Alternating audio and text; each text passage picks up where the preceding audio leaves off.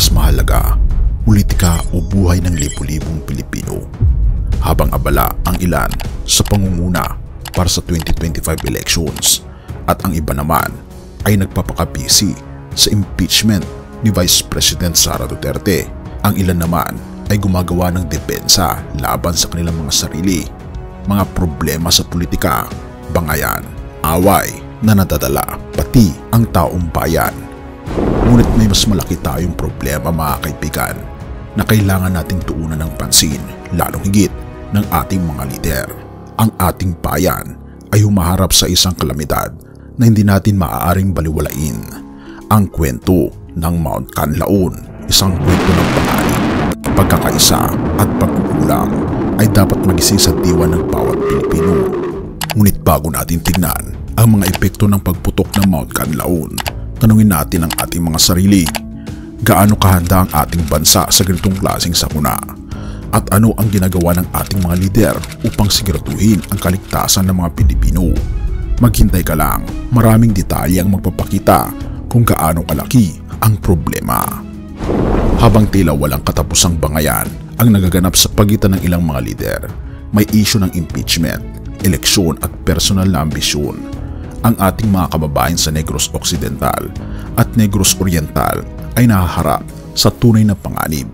Mount Kanlaon, isang bulkan na tila natutulog lamang ngunit biglang bumangis, ang nagdala ng takot at paghihirap sa libu-libong pamilya. Pero ang tanong, ito na ba ang huli o ito pa lang ang simula? Pero bago ang lahat ng yan, may pasabog ako sa inyo dahil ang Great Controversy na isa sa pinaka-best-selling na libro ngayon patungkol sa propesiya sa Biblia ay halos 40% off. Mabibili mo ito sa halagang 497 pesos na lang. Kung interesado ka kaibigan, i-click mo sa description sa baba at mabubuksan ang iyong mga mata sa mas malinaw na pangitain sa iyong hinaharap. Tayo'y magpatuloy. Noong Lunes, isang malakas na pagsabog ang naganap sa Mount Kanlaon. Walang oras para maghanda ang mga residente sa paligid. Ang mga bayan ng Bago, La Carlota, La Castellana, Murcia at Pontevedra ay mabilis na napuno ng mga evacuees. Ang mas masaklap, ayon sa Feebooks, may posibilidad pa ng mas malalakas na pagsabog at ito ang nakakatakot mga kaibigan dahil maapektuhan hindi lamang ang libu-libong tao kundi baka mas marami pa. Pero bakit mahalaga ito? Sapagkat hindi lamang ito usapin ng kalikasan, ito'y usapin ng kahandaan at malasakit. Ang 28 evacuation centers na inihanda ng lokal na pamahalaan ay baka hindi sapat kung palalawakin ang evacuation radius mula 6 kilometers hanggang 10 kilometers. Better to be ready than sorry, sabi nga ng mga opisyal, pero paano kung kulang ang paghahanda? Samantala, may mga ordinaryong tao tulad ni Joel Baldanosa na hindi naghintay ng utos mula sa gobyerno. Isang simpleng negosyante, ngunit ang kanyang malasakit ay nagdala ng malinis na tubig sa daan-daang pamilya. Pero isang tanong ang sumisigaw, bakit kailangan pang umasa sa kabayanihan ng ilan kung kaya naman sanang solusyonan ng sistematikong aksyon? Habang ang iba ay nakatuon sa kanilang agenda, ang mga tao sa Negros ay nananawagan ng konkretong aksyon. May relief goods, oo. May evacuation centers, oo. Pero sapat ba ito sa pangmatagalang solusyon? Ang tanong na dapat itanong, meron bang nagbabantay sa ating lider upang siguraduhin na hindi na ito mauulit? At higit sa lahat, paano tayo maghahanda kung sakaling mas malala pa ang mangyayari? Sabi ni Pangulong Bongbong Marcos Jr., we need to focus on the needs of the Filipinos. Ngunit papaano kung mas nauubos ang oras sa pagtatanggol ng sarili sa issue ng impeachment o sa kampanya para sa susunod na eleksyon?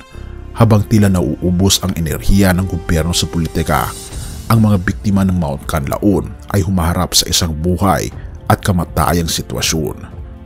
Pero ito ang pinakamahalagang tanong, gaano kahanda ang ating bansa sa susunod na pagsabog, hindi lamang ng Mount Kanlaon kundi pati na rin ng problemang mas malaki.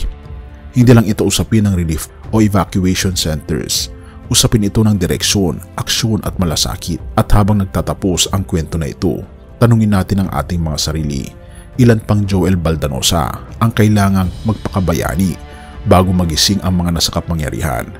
Ang panahon ay mabilis na uubos at ang tanong na dapat sagutin, handa ba tayong kumilos ngayon? Sapagkat ang bawat araw ng pagpapaliban ay buhay ng Pilipino ang nakataya. Galatians 6 verse 2, carry each other's burden, and this way you will fulfill the law of Christ. Sa gitna ng sakuna, ang pagkakaisa at pagtutulungan ang siyang nagbibigay liwanag sa madilim na panahon. Ang kwento ni Joel Baldanosa ay nagpapakita ng pagsunod sa utos ng ating Panginoong Jesucristo na magdalahan ng pasanin. Sa mga ganitong pagkakataon, hindi lamang gobyerno ang dapat kumilos, kundi bawat isa sa atin. Ang hamon sa ating lahat ay maging liwanag sa kapwa, maging tulay ng biyaya at magbigay ng pag-asa sa mga nangangailangan. Purihin ang ating Panginoong Diyos at tayo manalangin. Ama naming Panginoong Diyos na makapangyarihan sa lahat, salamat po sa araw na ito na kami po ay muling pinaalalahanan ng kahalagahan ng pagkakaisa at malasakit sa kapwa habang kami nakatuon sa kaligtasan ng aming mga kababayan sa Negros at sa iba pang lugar na apektado ng kalamidad. Humihingi po kami ng iyong gabay at lakas. O Ama naming Panginoong Diyos, dinggin niyo po ang aming mga panalangin, ang mga panalangin ng bawat isa. Bigyan niyo po ng karunungan ang aming mga lider upang unahin ang tunay na pangangailangan ng sambayanan.